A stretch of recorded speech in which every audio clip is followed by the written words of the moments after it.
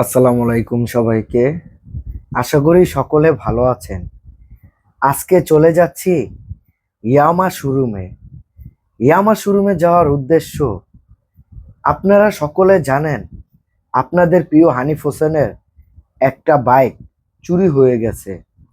ইয়ামা showroom থেকে আপনাদের প্রিয় হানিফ হোসেনকে বিশাল এক ডিসকাউন্টে R15 এমটা দেওয়া হয়েছে।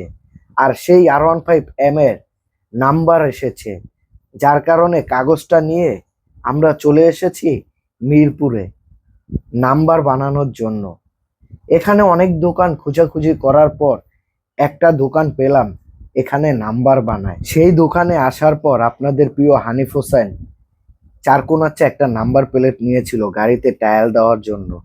তখন আমাকে বলল, কবির এটা কেমন লাগে? আমি বললাম এটা ভালো লাগে না। তখন গিয়ে আরেকটা নাম্বার প্লেট নিল, 3 কোণাচ্চা।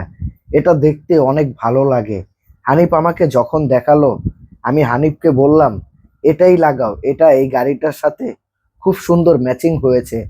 তখন হানিফ দোকানদার ভাইয়ের সাথে গিয়ে কথা বলল যে ভাই, আমাকে এই নাম্বার প্লেটটাই বানিয়ে দেন, এটা দেখতেও মজবুত এবং খুব সুন্দর লাগে, এটাই বানিয়ে দেন। দোকানদার ভাই বলছে ঠিক আছে ভাই, আপনাকে এই নাম্বারটাই বানিয়ে দিব। আপনি গাড়িটা ওই দোকানের সামনে থেকে এনে আমার দোকানের সামনে রাখেন, কারণ ওই দোকানের সামনে যদি আপনি গাড়িটা রাখেন তার অনেক সমস্যা হয়ে যাবে, তার কাস্টমার দোকানে যেতে পারবে না। যার কারণে আপনাদের প্রিয় হানিফ হোসেন গাড়িটা ওই পার থেকে এনে তার দোকানের সামনে রাখলো। রাখার পর তাকে গাড়ির নাম্বারটা বলতাছিল। সে গাড়ি নাম্বারটা নেওয়ার পরে সে তার প্রসেসিং এ কাজ করতেছিল। তখন দেখতে পেলাম ওইখান দিয়ে সুজুকি SF 250 সিসির একটা গাড়ি চলে যাচ্ছিল। সেই গাড়িটা দেখার পর আমার অনেকটা খারাপ লাগতেছিল। লাগবে না কেন? সুজুকি SF 250 সিসির বাইকটা যখন আমাদের চুরি হয়ে যায় তখন আমার কাছে এতটা খারাপ লাগছে। লাগবে না কেন?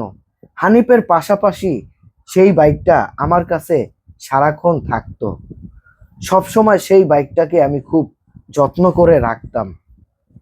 আপনাদের প্রিয় হানিফ হোসেনের বাইক ছিল ঠিকই, কিন্তু ওর পাশাপাশি সেই বাইকটা আমি খুব যত্ন করে রাখতাম।